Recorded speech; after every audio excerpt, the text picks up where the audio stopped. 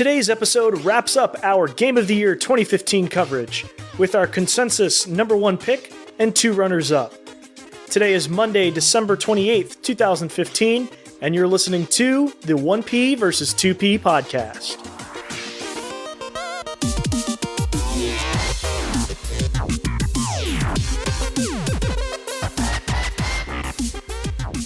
I'm Taylor Ray. With me, as always, is my brother and co-host, Ryan Ray. This is it, week 4, and we're finally going to talk about our consensus Game of the Year for our podcast. So let's run through this list. Ryan, why don't you go ahead and start? Sure.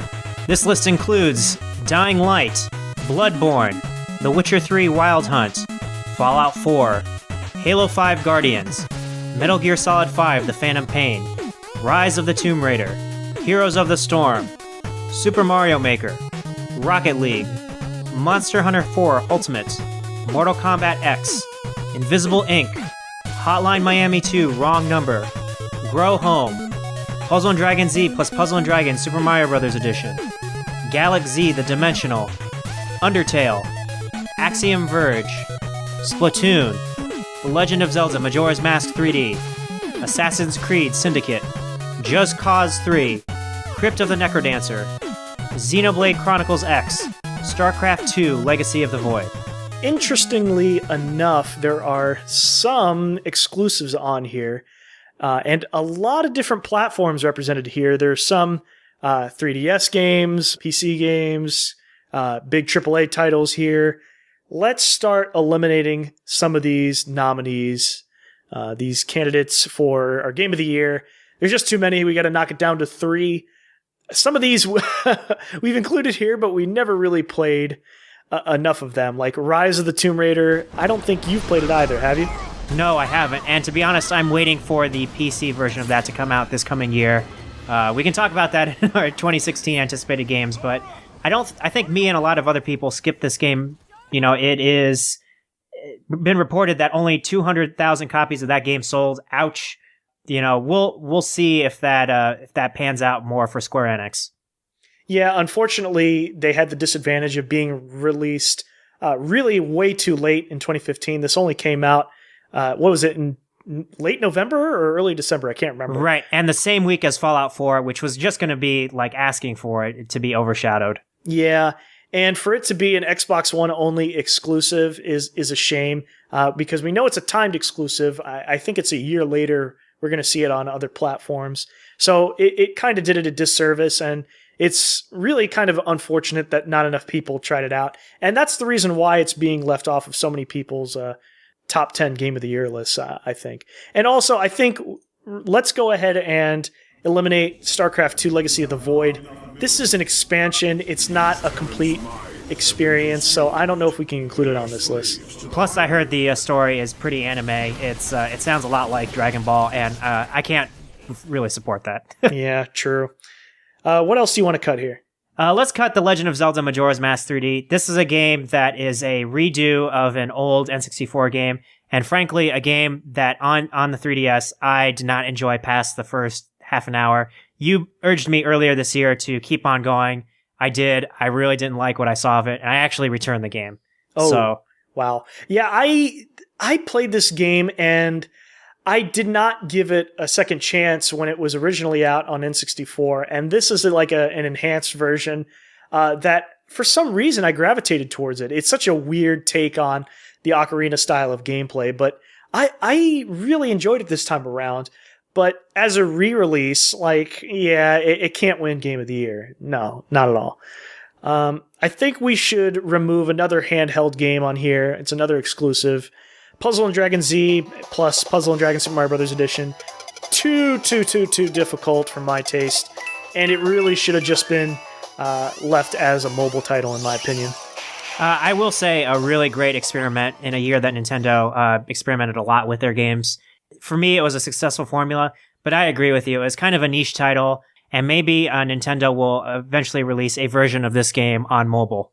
Right. Let's talk about Hotline Miami 2 Wrong Number. What are your thoughts on that? Yeah, I think Hotline Miami 2 is a disappointing sequel to a really great game. I think it still is really great on its own. However, I think the things that we loved about Hotline Miami aren't as good in Hotline Miami 2. The soundtrack, while good, isn't as memorable as the original. The story is way more convoluted, even though it tells it from a few more perspectives. I think the final boss in Hotline Miami 2 is something that's super, super interesting. It's basically a very long drug trip, and you fight this crazy-headed dragon, which is not something you encounter in the rest of the game.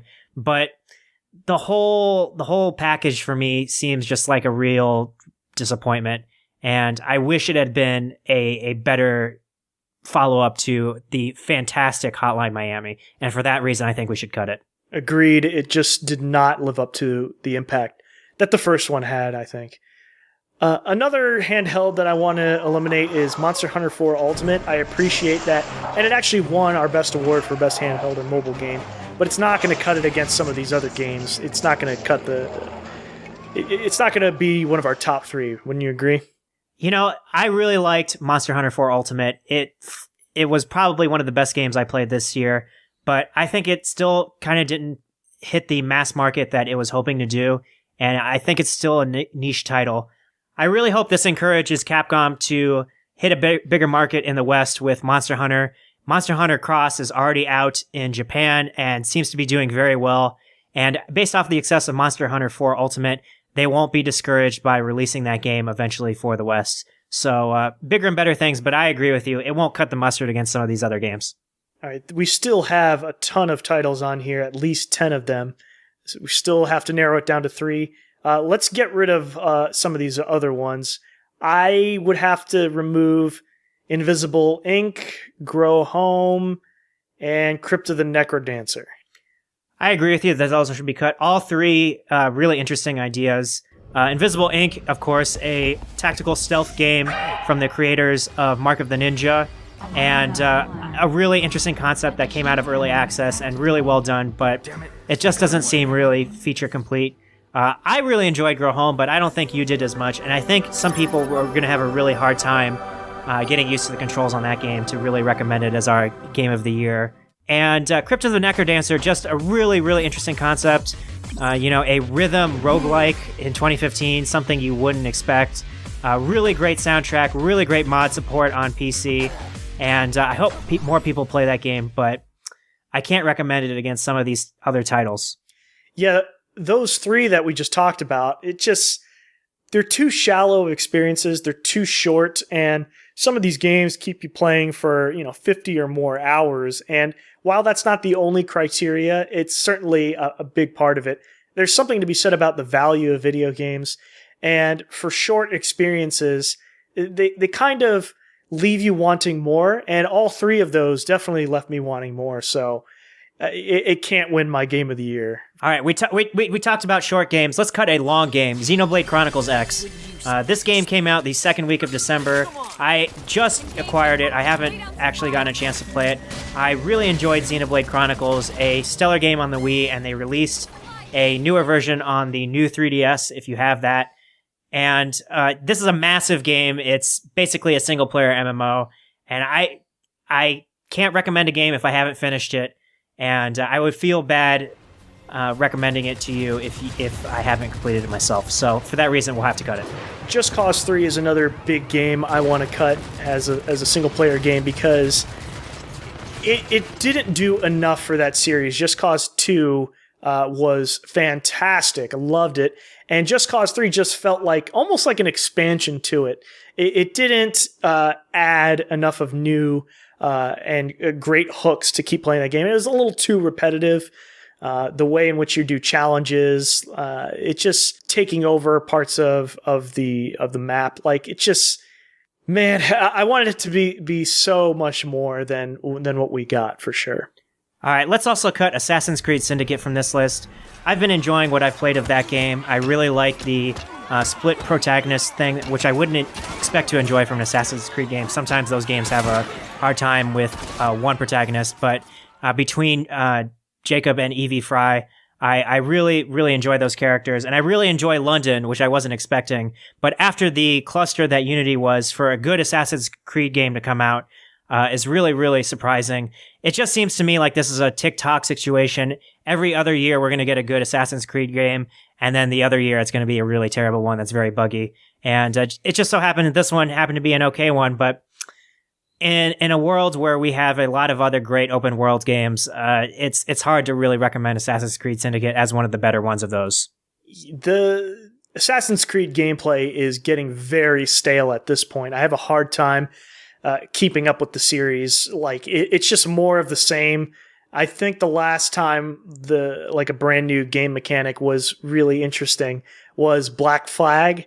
With the pirating and sailing mechanics. I really enjoyed those. But since then, Assassin's Creed Syndicate, it's a really cool setting. The Industrial Revolution in London is a really awesome setting for Assassin's Creed to take place in. But I'm just not interested in anymore. I'm really not.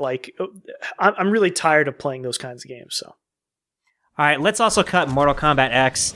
This is a game from earlier this year that I don't think anybody's really, really thinking about anymore. I think the launch issues really hampered that game's release. I thought they did some interesting things with the story after the kind of crazy time-traveling story of Mortal Kombat 9. They introduced some new characters, hilariously, let's call them the Combat Kids with 2 Ks. Some really interesting and compelling characters, but, I have a hard time believing that we're going to see much more of Mortal Kombat. It seems like these games come out and everybody's talking about them for 2 weeks, and then we kind of forget about them. I think if you can get this game on a sale, I would encourage you to check it out, but otherwise I have a hard time recommending it. Don't be surprised if you see a definitive edition or the complete edition of this kind of game, because Warner Brothers as a publisher has done this in the past with Shadow of Mordor, and even with Mortal Kombat 9, really. So maybe you should wait on it. Don't buy the base game because a version with all of the DLC all packed onto one disc is going to come out. So just wait until that happens and then play that game. That's what I like to do with Warner Brothers games. Let's talk about a game I haven't played, you've played only, which is Galaxy the Dimensional. This is like a top-down space shooter. Is it going to win one of our top 3? I don't know. I think it's kind of shallow. We should probably cut it. The controls are kind of hard to grasp. I really enjoyed the game. I think if you're really interested in that Saturday morning cartoon aesthetic, you're really going to be into this game. And similarly, if you're into Gundam or any other mech games, it's a very cool roguelike, and I think people should definitely give it a shot. It's really only $15 on PSN and PC. Supposedly, they're also doing a mobile version, which I have a hard time imagining the controls for that on mobile, but maybe that will work. And I think it's kind of a niche title that honestly I don't see a lot of people really getting into unless you're kind of into the thing already. All right, let's also cut Dying Light. This was a game from earlier this year that, after the surprise success of Dead Island, and then the kind of crap fest that Dead Island 2 was a really better version of the zombie shooter we've come to see from the guys at Techland. And I was really interested in Dying Light. I was really compelled to finish it. I think for me, the things that hold that game back are weapon durability. There seems to be very limited gun ammo in that game. I really did like the freestyle jumping around and climbing. That felt really, really satisfying.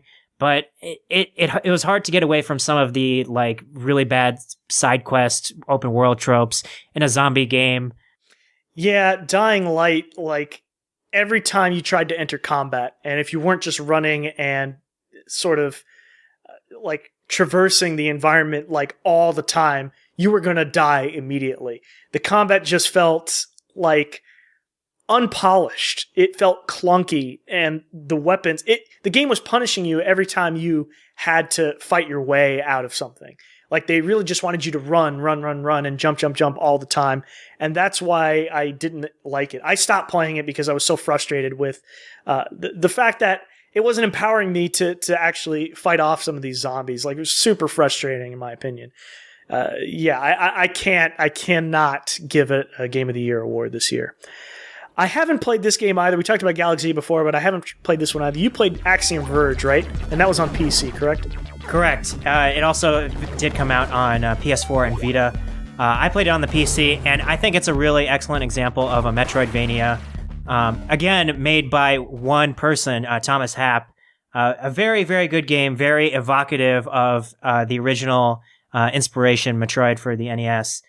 And, I liked that game. It has a really cool art style. It has really great music. But some of the boss battles felt very repetitive. And these games kind of live or die by how compelled you are to keep playing it and keep finishing it. And for me, I kind of lost my excitement for it when I had to backtrack, and it was really difficult to do so. The map isn't that great in this game, but I will say that it is quite an achievement. If you can get this game on a sale, it really comes highly recommended. It's one of the better spin-offs of a Symphony of the Night type game. And, it does some interesting mechanics that you wouldn't expect from these kinds of games. You get one of these weapons that lets you kind of hack platforms and do interesting things with enemies. But it's not enough to really propel it forward amidst a bunch of these other titles that I think we're going to have a better time recommending. So let's go ahead and cut Axiom Verge. Axiom Verge had a great visual style. The 8-bit colorful, like pixel style to it just seemed really, really, really so unique. I love that aesthetic in games, and Axiom Verge was gorgeous. I can't believe one person designed it all, for sure. All right, let's cut Axiom Verge then. Let's move on to let's review what we've got left on the list, which is Bloodborne, The Witcher 3 Wild Hunt, Fallout 4, Halo 5 Guardians, Metal Gear Solid 5 The Phantom Pain, Heroes of the Storm, Super Mario Maker, Rocket League, Undertale, and Splatoon. It's like every single one of these games is a completely different genre. All right, let's cut one that I feel pretty good about cutting. Let's cut out Halo 5 Guardians. For me, this is kind of a disappointing Halo release. I really enjoyed Halo 4 a lot more. I think Warzone is an interesting mode in Halo 5. This is the multiplayer big team battle equivalent. But that they've introduced a really gross free-to-play mechanic. They've introduced cards. And it feels like if you aren't using your cards in this game, your team is going to lose. And then also, it feels like if you're losing, you should use your cards, but you're not incentivized to do so because you lose the cards you've paid for if you're not doing that. And that's just a super disappointing aspect of it. I also think the campaign takes Halo in a very bad direction. The whole story of Halo 5 Guardians basically reads like a fan novel. We're going to talk a little bit, spoiler alert, we're going to talk a little bit about how Halo 5 progresses. So if you're not interested in hearing how that ends, go ahead and skip past this part. Okay. So at the end of Halo 5, you discover that Cortana all along has been a bad guy.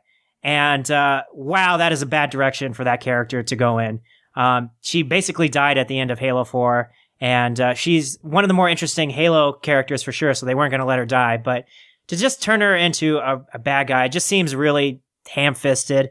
And on top of it, the bad guy defending her that she's supposedly fighting against, you fight him a bajillion times in the course of that story. It just feels like they ran out of money and they just needed a big bad guy to shoehorn into this game.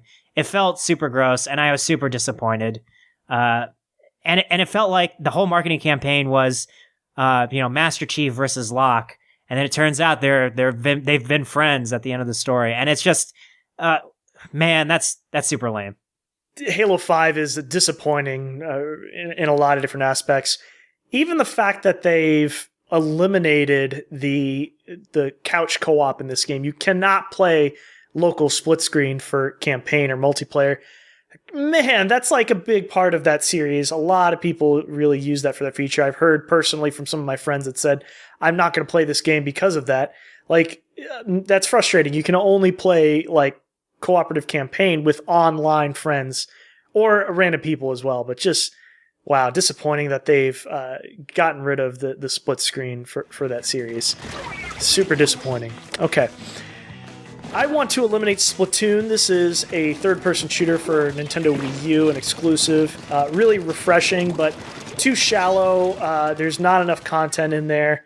There is single player in there, but it's kind of tacked on and not very meaningful. Just these scenario objectives to play through. And the gameplay is very tight. It's fun. I do recommend it. and their free DLC that they keep putting out has been adding a lot. I'm enjoying playing it, but it's not my game of the year, but it's certainly an honorable mention. If we had that award, I would totally give it to Splatoon. Yeah, and let's give it props to Nintendo for really doing something different and something new. In a year where they've done a lot of new things, Nintendo could have just left Splatoon in the dark, unsupported. They've released some free levels and kept that game really balanced with patches and stuff. And I hope they do more with Splatoon. It's a great premise, and maybe more people will play it. It just seems like a really cool direction that Nintendo is going with that particular game. All right, Taylor, let's also cut out Bloodborne. I really enjoyed Bloodborne. I think it's going to be kind of too difficult of a game to recommend to a lot of people. I know you're not a big fan of the Souls games. It's pretty interesting to see that Bloodborne is probably the most accessible version of those, but I still think it's a really niche title. I still think it can be kind of challenging for newcomers. I think the story in those games is very thin, and in Bloodborne it's especially thin.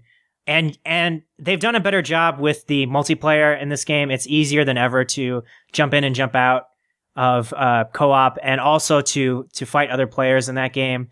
And it just reeks of a lot of really cool style. But when I think about it, some of its controls and some of its more obscured mechanics make me think that not a lot of people are really going to enjoy it more than I will. So let's go ahead and cut it. If I had to give it an award, you mentioned it before, which was style. It has a ton of style. I would give it best creative art direction, best style. It's this gothic, like Lovecraftian world that they've created. I love it. It's really neat. But I absolutely hated how that game played. It is so incredibly punishingly difficult, to the point that this is the first time I've ever wanted to throw my controller against a wall. I'd always protect my assets, but this is the game that I really felt like breaking something with. It's too difficult. I can't recommend it. I would completely oppose it if it even was a runner-up for sure. So we have to eliminate it from this list. So we have Witcher 3, Fallout 4, Metal Gear Solid 5, Heroes of the Storm, Super Mario Maker, Rocket League, and Undertale. What is that? That's 7 left. We need to cut it down to 3. Let's cut Heroes of the Storm. I think against some of these other things, a free-to-play MOBA isn't going to really stand up. Definitely probably my favorite MOBA, and I'm a Dota 2 expert, and I think Heroes of the Storm has more going on. It's more compelling. I think the characters are super interesting. I think the level mechanics are better. It doesn't seem like this MOBA is all that much team-based. It's really more objective-based. And I really had a good time playing this game this year. But some of the esports hooks for me are kind of gross. And it seems like some of the characters are really kind of difficult to wrap your mind around. It's a really enjoyable game for a lot of reasons. But against some of these others, I think it's going to have to go. I was really addicted to Heroes of the Storm. You're playing the same game over and over online. As a multiplayer game, I wish it was deeper, like it had more game types. That's a limitation, I think, of the MOBA genre in general. And I don't want to have it win as my game of the year, but I have to recommend it. If you've never tried a MOBA, this is the one to try. It's the most beginner-friendly. It's a lot of fun. But certainly it lacks the depth for me to give it an award this year. And for that reason, look, Ryan, I know you're going to be disappointed by this one. I do want to cut Super Mario Maker for that same reason. It's a level editor. Some would argue it's not a game. I disagree. It is certainly a video game in there. You never have to engage with creating levels. You can always just download and play others. But it's an incredible experiment by Nintendo, and it really paid off in a huge way for them. It's one of the best Wii U titles out there right now. But it lacks depth, in my opinion. I mean, if you're not into creating a bunch of levels, it starts to get old pretty quickly. You're killing me here. Super Mario Maker for me was my second favorite game of this year.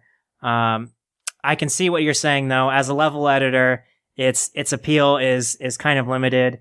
And if you're really not into the idea of playing 2D platforms in this era, I think for you, Super Mario Maker is going to be a very shallow experience. So with heavy reservations, let's go ahead and cut it. It's one of my favorite games from this year. And if you have a Wii U, please check it out and please support it. It's a game that really demands your attention. All right, I'll give you one. You can pick one that you think I'm gonna want to keep on the list. Then. All right, let's cut Fallout 4. I think this game is really compelling. I think it has a lot of content in it, but more isn't always more for me. Fallout 4 was just way too buggy, in my opinion. They've tried to add a lot of features that didn't make a lot of sense. The settlement building stuff didn't feel great. They didn't really explain why you were doing it all that well. And the story for Fallout 4, for me, was kind of more of the same of Fallout, and I wanted them to take it in a different direction, and they didn't.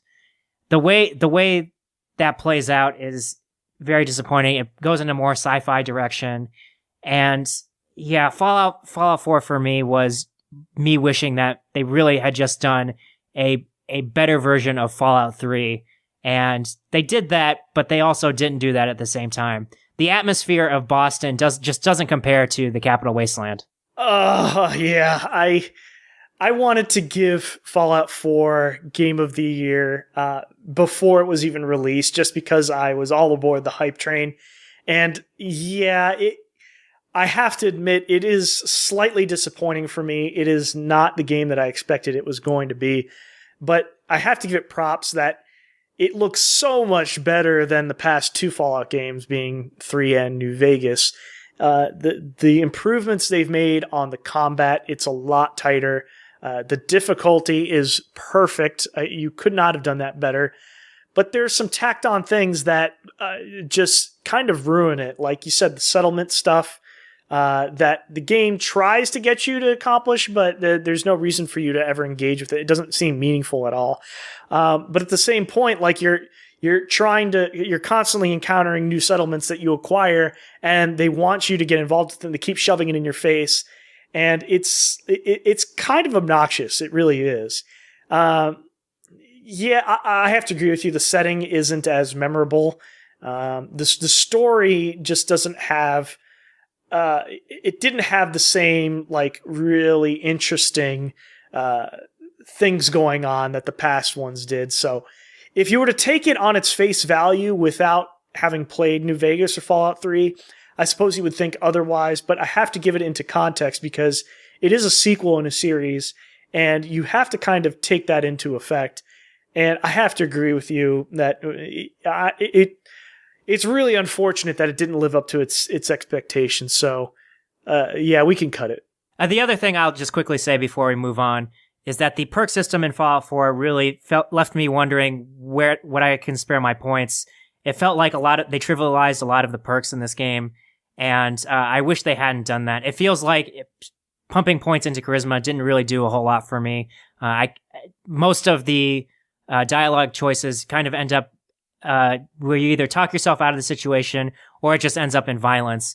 And in Fallout 3, those choices felt a little more fleshed out. It felt like you could resolve more things just diplomatically. And at Fallout 4, it almost always turns into a shootout. And that for me was the highlight of my disappointment with that game. I would often level up and wonder what I would put a perk point into, and I often held on to it just to wait for a better thing for something I was already spending points on. So yeah, the progression wasn't as good as the past ones. Okay, it's down to 4 on our list, so we cut one more, and the final 3 will be our award winners, one being our consensus game of the year, and then 2 runners-up. So we have left The Witcher 3 Wild Hunt, Metal Gear Solid 5 The Phantom Pain, Rocket League, and Undertale. This is going to be difficult to cut from this list. Yeah, instead of cutting, why don't we lock in the 3 that I think we really want to award. I think Undertale is a really, really cool game. It was probably one of my favorites this year. Just a game that oozes enthusiasm. But I think if you aren't deep into video games, Undertale is going to be kind of a weird indie side project for you. It's a game that definitely had me laughing out loud multiple times, and it's something I really, really enjoyed. But it felt like it was too short. It felt like a lot of people got really into the more meme aspects of it. Some very memorable characters for sure. Some very memorable boss battles. And also, if you don't like engaging with the shoot 'em up RPG style mechanics in the combat system, I also think you're going to have a hard time enjoying the experience. I hope Toby Fox is encouraged to do an Undertale 2 or even do something a little deeper for his next game. But wow, Undertale is quite an accomplishment and made from one guy. Again, that is a very difficult thing to do in video games. But against these other three, I have a hard time believing that it makes top three. It's definitely closest number 4. It oozes charm and character, but like you said, those reasons, I agree with you. I think this is not going to make it. It's a very close fourth, in my opinion, though. I have to give it props for its charm. If you love Earthbound, you must check out Undertale. It's a modern take on that. It's too similar and that's why it is not unique enough for me. Just the way you're wandering the world, this like top-down view of this character running around, it just borrows too much from Earthbound for it to be like something so new, and that's why I can't say it's our number one game of the year. Now it's down to our final 3, The Witcher 3 Wild Hunt, Metal Gear Solid 5 The Phantom Pain, and Rocket League. I'm glad these are the 3 that made it out. These are my I had secretly hoped that these were going to be our 3 finalists. Well, by the law of averages, combining our 2 top 10 lists, you would expect that these 3 would be somewhere in the mix. But I have a feeling that you and I disagree about what our number 1 should be, so we should maybe talk about that. Yeah, and I'm going to be in the Witcher 3 ring, and you're going to be in the Metal Gear Solid corner of the ring. But so let's just agree that Rocket League is going to be a very solid runner-up. How about that? I think that's safe to say. I think Rocket League is an excellent game. It's a game that we're going to be continuing to enjoy in 2016. I think it's a game that a lot of people who don't play a lot of video games are also going to really, really enjoy. The way they've supported that game has just been fantastic. It's worth lauding and praising. It's a simple concept that they really did a lot with, and I hope they do more with the future of this game. Just a fantastic surprise that felt like it came out of nowhere, and wow, what an accomplishment. Okay, I want you to sell me on why you think Metal Gear Solid 5 deserves it. Okay, so Metal Gear Solid is a franchise that has always been over the top. The games have always been collectively very, very, very, very good. This is probably the most convoluted story Metal Gear has ever told. And yet, the thing that you are fighting, the perennial Metal Gear that the series is titled after, is not even the main bad guy. It's a game that just feels like it's over top in the best ways, in the best bombastic video game ways. And the amount of options you can do to approach situations is frankly something you haven't been able to do before in Metal Gear games. These games are always almost a lot of cutscene, a lot of dialogue filler, a very directed experience, very linear. And then in this game, they open it up. It's an open world. You can explore Afghanistan, you can explore Africa, you can explore Mother Base. And they just did so much with that potential. You can build up your base, you can research new weapons, your companions always feel like they're doing stuff important. D-Dog for the win. For me, the 2 negatives of this game include the whole entire premise around the character Quiet. She just felt like a really gross excuse to have boobs in the game. There's also a very uncomfortable scene towards the end of that game where it feels like she's going to be raped. It doesn't turn out that way, but the whole thing just feels very, very gross and very exploitative. And the other thing I'll have to say that was a big negative was the business around this game. In this game, you can do FOB missions, which are basically multiplayer. It's weird. You try to invade other people's mother bases and try to steal personnel and resources. And the way you can kind of expand your base is with these MB coins, which you can buy with surprise real money. The business that has surrounded Metal Gear Solid 5 and the way that Konami has been really gross about introducing these free-to-play transactions in basically a game that didn't need them at all has been really gross and disgusting to me. And frankly, you don't have to engage with any of that stuff to enjoy this game, but that they're slapping it in your face every single time is really, really a gross business tactic, but doesn't take away from the fantastic package that is the Phantom Pain. Just from top to bottom, this game is something that when you look at is just like, wow, this is video games. Wow, this is a really, really compelling thing to look at and play. Wow, that is a ringing endorsement. And a lot of those things I have to agree with, but it is still a Metal Gear Solid game, and it's difficult to look past the very convoluted story that's very difficult to follow. And it kind of takes you out of it sometimes. Like there are these Western characters in there that's written by a completely Japanese like game developer and director in Hideo Kojima. And at times it feels very awkward. I don't know. And that's sort of a hallmark of the Metal Gear series. It's very cheesy and like huge blockbuster style stories that, like there's some inconsistencies and like conspiracy theories behind certain things. And that to me, I think is its downfall. A lot of people see it as a huge plus for Metal Gear Solid 5, and I don't. What I do love about this game, and the reason why I think it deserves a Game of the Year nod, is that it's that the pure gameplay aspects are so refined. I was playing this game, and the whole time I felt like this could be like the best open world action game I've ever played. Everywhere between like going into cover and rolling around and riding a horse to get around.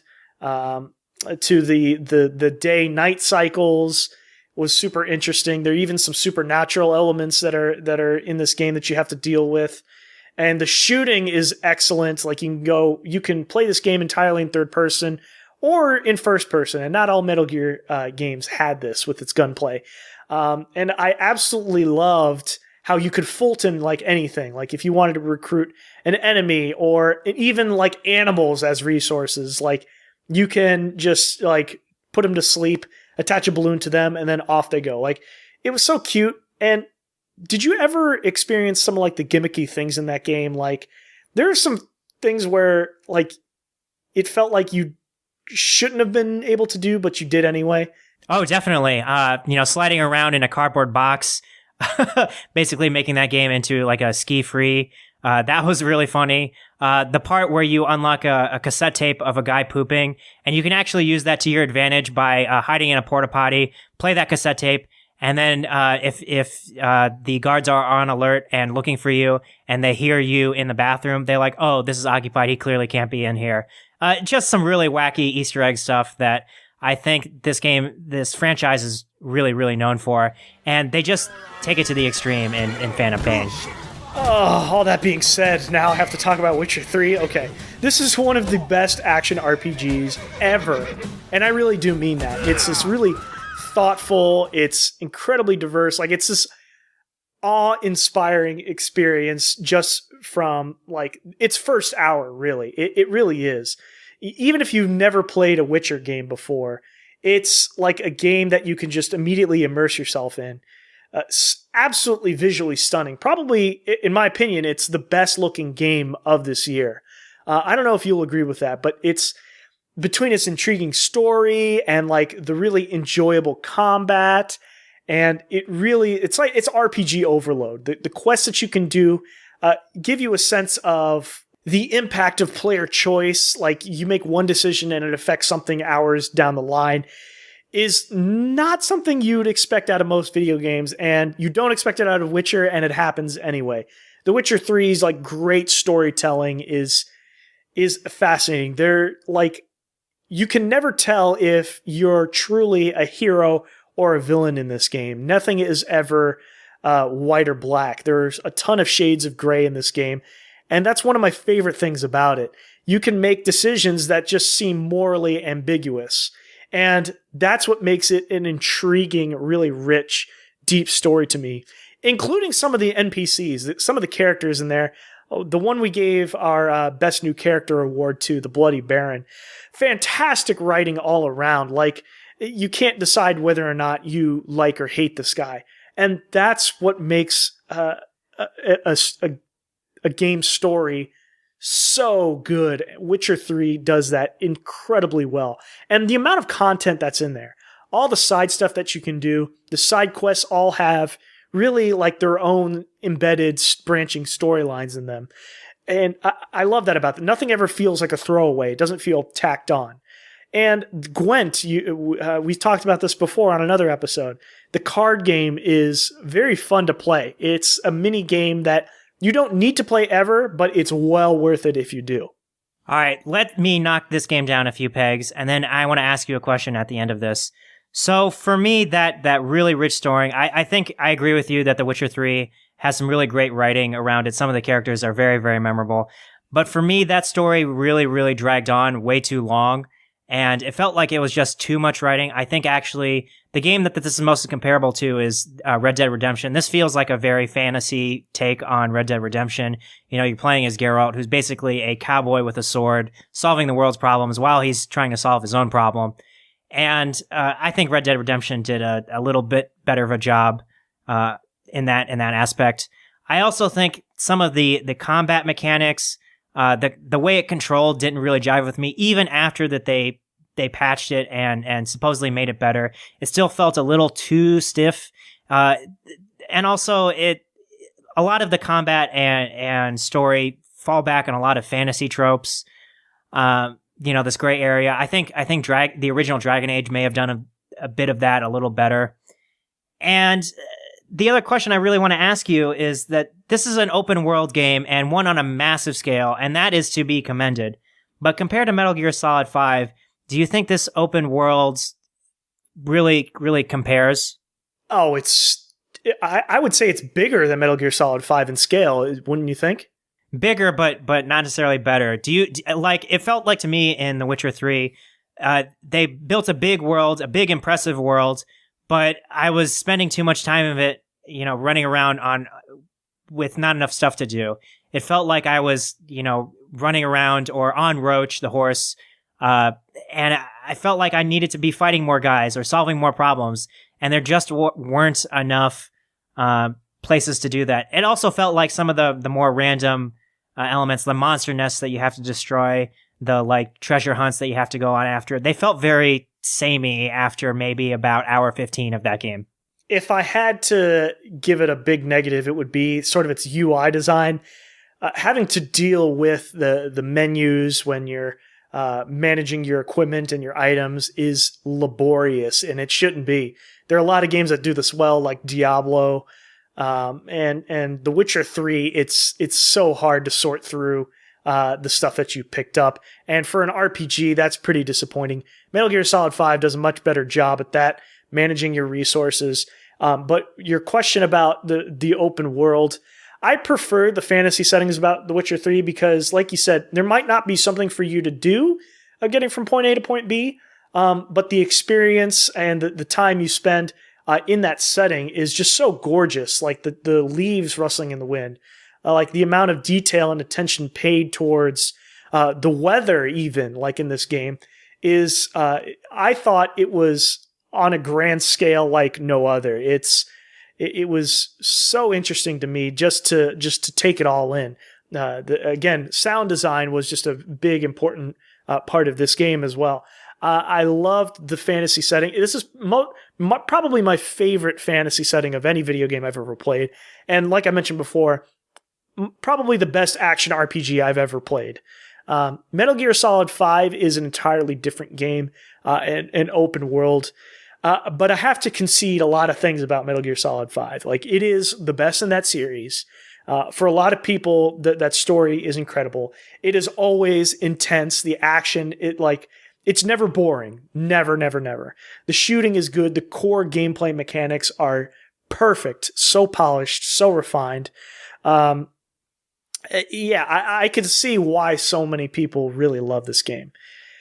And okay, let me give another knock. It's almost as if I'm trying to sell Metal Gear Solid over The Witcher. But here's the thing about The Witcher 3 is that you can't overlook the patches since its release. Maybe it was too long for them to fix some of the things that were broken about that game. Like, at first, Geralt's movement was abysmal. He felt like a tank. you would turn and it would take, like over a second for him to make a complete left or right turn. Like he just wasn't a tightly controlled character, and that frustrated a lot of people, especially when it came to the combat. The combat can at times, it requires a lot of precision, and without really tight controls, it can be pretty frustrating. Metal Gear Solid 5 doesn't have any of that. It's super tight. Everything that you do is meaningful. The cover system works. The shooting works. The stealth works. Riding around on horses works. Everything works from day one. But The Witcher 3, when it came out, a lot of bugs at launch, a lot of graphical issues. PC players were incredibly frustrated with the amount of times it was crashing. And that was a pretty frustrating experience. And I think we do have to take that into account when we're talking about Game of the Year. All right. Let's also talk about story. And for this section, I think this will be the deciding factor. So let's go into a spoiler alert. We're going to be talking about the story and plot of both The Witcher 3 and Metal Gear Solid 5. So if you haven't finished either one of these extremely long open world games, please skip ahead. Please finish. We will let you know when you can come back and when we decide a winner. So Taylor, I really enjoyed the convoluted story of Metal Gear Solid 5, The Phantom Pain. And I think the twist in that game that you don't play as Big Boss is a twist that has been done before in video games, but is done so well that it really blew me out of the water. For me, the through line of The Witcher 3 basically plays out the same way that Lord of the Rings does. You're trying to assemble all these characters back to Kaer Morhen to fight these the Wild Hunt, these creatures from the darkness that really come out of nowhere. And to me, that sticks too samey to Lord of the Rings for me to really think that it's doing something anywhere compelling. Interesting. Yeah, I don't know. I think we have to take into account the side content that's in The Witcher 3 and how it adds to the story. And if you were to mainline The Witcher 3, you might say to yourself, oh, this is just one man's grand adventure to find something he's lost. And then, as his, path comes to a close, like the decisions he makes are going to either haunt him or help him. And that's it. And that's like a typical fantasy style trope. But it's the side quests, it's the characters that you meet that really do it for me. And there are characters in there that you don't play as that aren't a part of the main storyline that are so unforgettable. I remember this one quest where, you find this notice on this town board where basically it's this husband that's gone missing and his wife is looking for him. And it turns out that this guy is actually hiding because he's turned into this werewolf and goes on these homicidal rampages at random.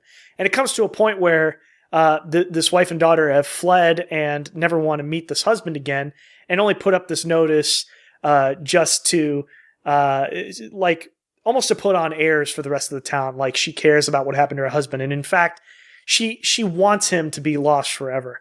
And then it comes to this point where you have to decide: should I really let this werewolf kill off, its former wife and daughter?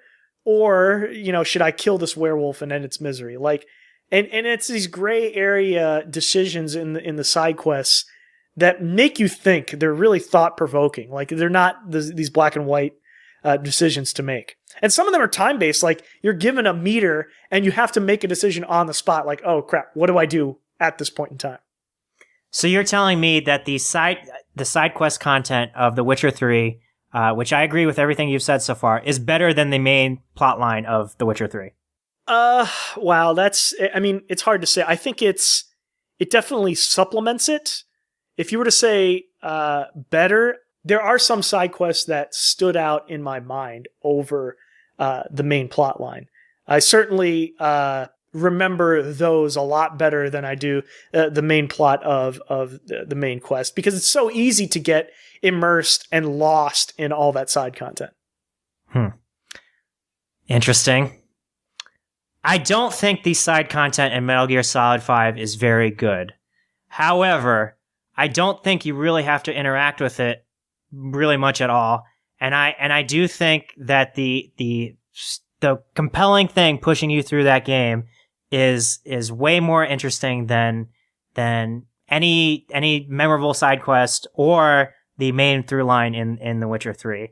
I know I'm speaking from a background of being a Metal Gear fanboy, but I have to tell you that what happens in that game really compels you to push through some of the frankly some of the really bad stuff in Metal Gear Solid 5. Some of those skull missions are some of the worst boss battles I think I've ever seen in a long time.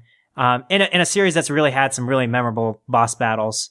But when I think about it, some of the characters that are treated in The Witcher 3, just like Kira Metz is somebody I really wanted more out of. And you don't do all that much with her. You have like a surprise dinner date with her, maybe, and then you either fight her or she joins your party. And it felt like a lot of those, like it wasn't gray area. You were either pushing into one right decision or wrong decision. And I don't know. It felt like a lot of those were I don't know. It wasn't building up for me. Here's what Metal Gear Solid 5 is missing, though. It's the player choice. There are no decisions to make in Metal Gear Solid 5 that impact the story. The Witcher 3 gives you the power to affect the story in a meaningful way. In the end, it doesn't matter because you still have to go through the main plot line. But the way in which the decisions of side quests and your interactions with certain characters affect future interactions with other characters and other quests is what makes it really interesting. And Metal Gear Solid 5, you have to admit, lacks that stuff, right? It does, but the way it plays just feels so much better than The Witcher 3. And if we are completely story and plot agnostic, I think the gameplay is so much better in The Phantom Pain. I'm going to concede that to you. It is. The gameplay, the core gameplay itself is much better than The Witcher 3. The combat in The Witcher 3 is difficult to master. It really is. It's hard to pick up. But once you do, it does feel rewarding. The sword play and using your spells effectively is not as intuitive as the gunplay and the sneaking mechanics in Metal Gear Solid 5. Metal Gear Solid 5 does an excellent job of making you feel like you're a spy that's infiltrating these bases and interrogating guards in secret. It's the core gameplay, how you play the game. I think Metal Gear Solid 5 definitely wins in that column for sure. Okay, so let me ask you, I think, what will be the tie-breaking question. Does Metal Gear Solid 5 do a better job of making you feel like a super spy trying to amass a massive army? Or does The Witcher 3 do a better job of making you feel like you're this powerful gray area witcher that's trying to solve the world's problems with your sword and with magic and in a massive open world?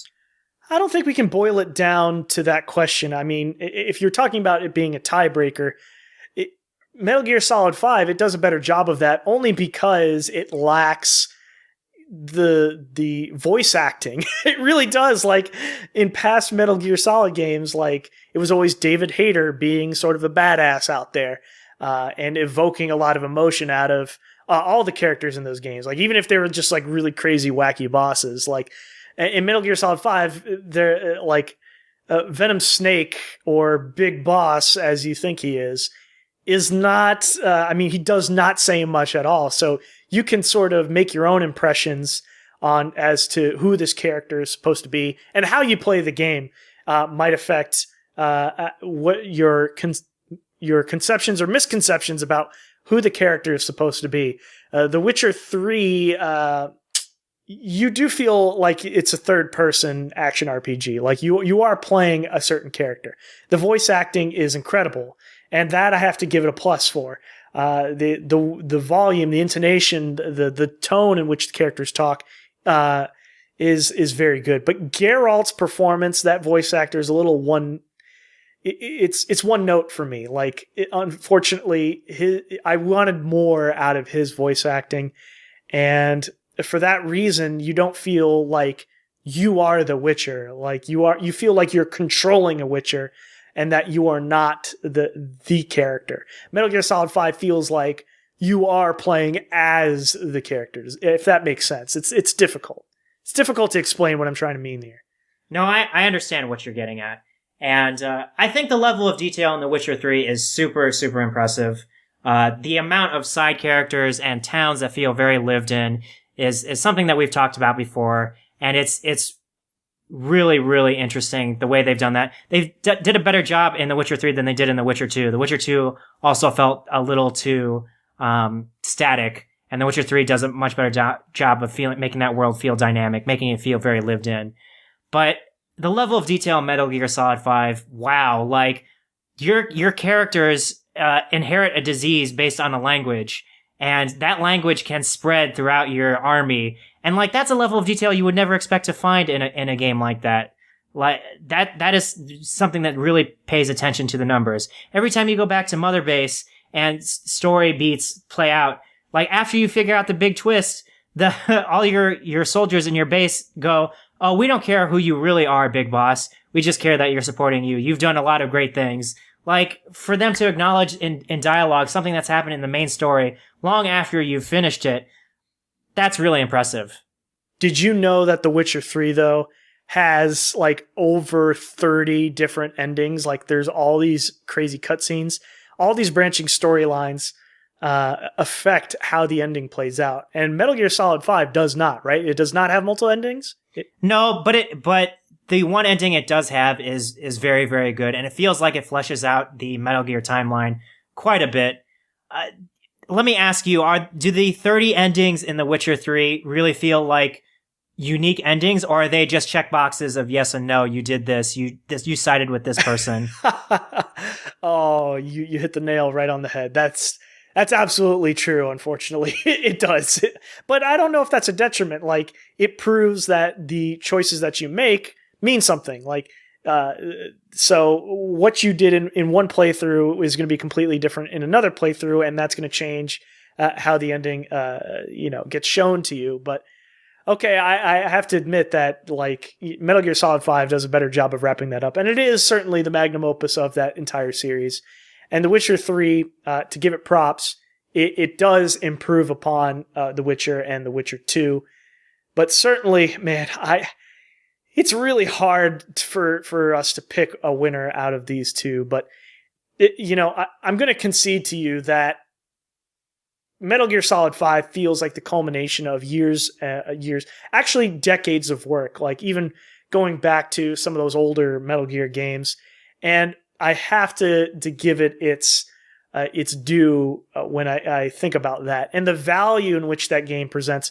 The multiplayer also is something that is also a huge plus. The Witcher 3 does not have multiplayer. The Metal Gear Solid Online is a great addition. This is the first time I think it's been actually worthwhile to play, and so I'm leaning towards awarding Metal Gear Solid 5, and you're not going to disagree with me. If we give it the game of the year, you're gonna be happy, aren't you? I'm so happy. Let's go ahead and crown it the king. Our consensus game of the year is Metal Gear Solid 5: The Phantom Pain. What an accomplishment. Again, The Witcher 3 Wild Hunt, a great game, a very close second place. But for me, Metal Gear Solid 5 is a game that I am going to continue playing. The Witcher 3 is a game that you really enjoy your time with it, but once you finish the main story, it's hard to really feel like you can come back to it. I have spent over 150 hours in The Phantom Pain, and I'm going to spend a lot more time with it, playing with its systems, trying to get 100%. It just feels like the ultimate stealth game, and for that reason, I think we have to make it our game of the year for 2015. It's the best open world experience of all the ones on our list. I'll concede to you that its core gameplay is better than The Witcher 3. I will disagree with you when it comes to its story, but yes, certainly I will agree. I'll give it its award. It's our game of the year for 2015. So congratulations to Metal Gear Solid 5, The Phantom Pain, and our runners-up. Begrudgingly, it's The Witcher 3 Wild Hunt and Rocket League. And congratulations to anyone who's nominated on this list. Certainly deserved it. And it was a huge list we had to go through, but I feel like we definitely fleshed out the top three for this year. Okay, that wraps it up for our Game of the Year coverage for the month of December and for 2015. Thank you so much if you followed all along and for listening. And for a full listing of all of our honors, our Editor's Choice, and our Game of the Year deliberations and consensus awards, visit our site at 1pvs2p.com. We have a blog post that includes all of this information. There's even a link to it in our show notes. Make sure you subscribe and review us on iTunes and Stitcher. A review is super helpful for us. It goes a long way.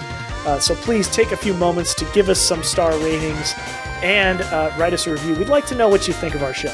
You can also listen to our show on your favorite podcast app, SoundCloud, TuneIn, Player FM. You can even subscribe to our show through RSS, which is also on our site in the sidebar, 1pvs2p.com. Like us on Facebook. We have a Facebook page, facebook.com/1pvs2p, or follow us on Twitter. We're very active there. Tweet at us. We're definitely going to reply at 1pvs2p_podcast. Thank you so much to Phonetic Hero for the use of his songs for our show. They're songs that are part of the compilation project Chiptunes Equals Win. That concludes our Game of the Year 2015 coverage.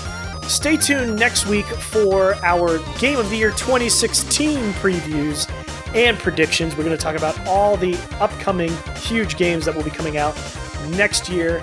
Thanks again for listening.